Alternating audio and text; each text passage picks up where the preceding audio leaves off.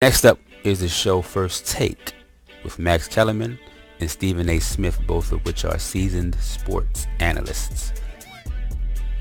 We had a vintage Debo sighting last night in the T-Wolves' 3-point win over the Jazz. Derek put on a show, dropping a career-high 50 points. The entire NBA took notice, blowing up social media, showing him a lot of love. This is the first time he scored over 40 points since 2011. What'd you take away from that? Well, first of all, obviously everyone feels good for Derrick Rose, a guy who, when he was in high school, NBA ballers would travel far and wide to watch him play. And when he was 22 years old and he wins an MVP award, and let's not forget, the year he tore his ACL, he'd made improvements as a point guard over his MVP season. He was a phenom. He had the best quicks in the game, I think including everyone. He had the most fast, twitchy kind of stuff, the stuff that jumped off at you as different than everyone else. So to see him get back and have a career high is amazing. Congratulations to Derrick Rose. Well, that's what you peel from it. I get it. When I peeled for it, I was incredibly happy for Derrick Rose because, you know, listen, there are things that go on, and a lot of times people forget that professional athletes are human beings. This is a guy that's been through an awful lot. Yeah. The kind of stuff that we don't need to be talking about on the air because it's his business, it's not ours. But the thing that I'm saying to you is that people in NBA circles knows that this guy has been through a lot. More importantly, they know how highly sensitive he is. And so because of that, he's one of the nicest guys in the world that you could ever meet as a professional athlete. He truly, truly is. And so it's impossible to root against him. But when you look at Derrick Rose, don't tell me what you see a guy that makes Jimmy Butler expendable, particularly if he's healthy. Because the one thing that we need to say is that Derrick Rose ain't going to be healthy. And I'm not saying he's going to get hurt like literally he's just going to fall out tomorrow. I'm saying he is not at the stage in his career where he can go out there and give you 35 minutes a night, be that starting point guard for you, etc., etc. One of the reasons that you see people cheering him on so much is because they know how hard he worked, the kind of work that he put in just to get himself healthy compared to what he looked like last year. Remember, he only played 25 games last year, had to leave the Cleveland Cavaliers for a little while for personal reasons. But psychologically as well as physically, he's had an uphill climb. And it seems when he left the Cavs, it was over. Because it's like you can't stay on the court, you can't stay healthy. The game, much like what happened to Carmelo, a little bit different in terms of style of play, but, you know, he dribbles a lot, he monopolizes the ball. The game has changed out from under his feet in like the 8 years, almost a decade since that traumatic injury, the ACL. So you thought at this point, and you're leaving the team and you have personal stuff going on, it just looked like the end. What I wanted to really reference here is the fact that he alluded to how much of a phenom, quote unquote, that Derrick Rose was, even back in high school. And so, you know, the spotlight has been on him. People often forget that the spotlight is on these young men from a very young age. If the vultures sniff any semblance of talent or even any means of exploitation, they will swoop in and take full advantage, man. They will see their prey and they will feast. And so, you know, we're talking about a guy who's had a different life from a very young age. And so Max also referenced fast twitch muscles, and I think it's important to understand what that means. I like to provide some level of insight and education wherever I can. And so fast twitch muscles, as you can see, people have two general types of skeletal muscle fibers: slow twitch type 1 and fast twitch type 2.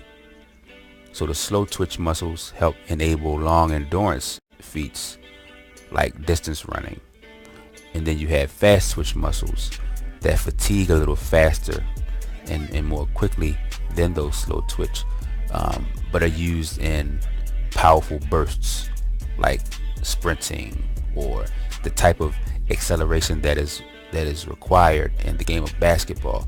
And so that's what Max was alluding to, you know. And if you've seen any footage of Derrick Rose in his Chicago Bull days, you'll understand what that fast twitch reference is all about. Highly, highly, highly gifted man. You know, his bounce was like no other, you know what I mean? And again, if you saw the prelude then you definitely understand exactly what I mean. So if you haven't seen that, go back and watch it. Come back, it'll give you the proper perspective. And so we move on to Stephen A. Smith's comments. And so I'll just get right to it. Stephen A. was very gracious, as he typically is, in his introduction to his comment. You know, Derrick Rose, one of the nicest people you'll ever meet in life. You know, it's impossible to root against him. And I would say clearly it's not, because a lot of people, a lot of people definitely rooted against Derrick Rose and continue to. You know, I've read comments with this new wave of attention that he's getting, you know, how fragile he still is, and, you know, the Mr. Glass reference, and, you know, all of this foolishness, man. And so again, it's important to tune out the white noise. White noise meaning any kind of external force that is not adding anything to your life, but rather looking to take away from your life. And then last but not least is the show Jalen and Jacoby, which features the former NBA star Jalen Rose and sports writer and producer David Jacoby. Last night, D. Rose went off. A veteran with a career high 50-point game. He was getting buckets from everywhere. Floaters, jump shots, drives, everything. And at the end of the game, he had a block, of all things, to seal the win for the Timberwolves. Jalen Rose, how does a player like Derrick Rose come out of nowhere seemingly and score 50 points in a professional basketball game? I love to take the life lessons from situations like this. It's a story of perseverance, reinvention, humility, and also proving your naysayers wrong to the point where they have to get down on their knees, apologize to themselves because they slandered your name and assassinated your character when you had injuries, when you had personal demons, when you were missing games, when the team couldn't locate you on certain days, when you were traded from one team to another and not even given the opportunity to suit up. Nobody's talking about Derrick Rose. Then all of a sudden he gets the opportunity to shine on a big stage, and he takes full advantage of it. Derrick Rose might just be back, but one thing I always say about life, another Jacoby life lessons, it's not what you do, it's how you do it. You have Jalen Rose at the top of the clip referencing how he likes to use instances like this for life lessons. You know, clearly I can relate to that. And he mentioned the terms perseverance and reinvention. And of course, you've heard me up until this point use the word perseverance a number of times. You've seen the definition of it, or what it means to persevere, and instances of perseverance, etc. So I definitely relate to, you know, Jalen in that regard. And he also used the term reinvention, which I had yet to use. But if you think about what it means to invent something, you know, Derrick Rose was invented, of course, by his own hard work, his own toil and labor, you know, putting in work in the gym, you know, the weight room, and, you know, getting his cardio and the conditioning up. And so that was the invention. And then we had, you know, the setback and the dormant stage, you know, as far as on the court, where he was working and grinding, you know, and you know, definitely on the road to recovery. And then now we have the new invention of Derrick Rose, you know, a reinvention, a reinvigoration of Derrick Rose here. So that's what he's alluding to here. He also makes reference to getting a chance to shine, once again shine, you know, going back from his 2011 MVP campaign through all of the roller coaster ride of rehab back to this point.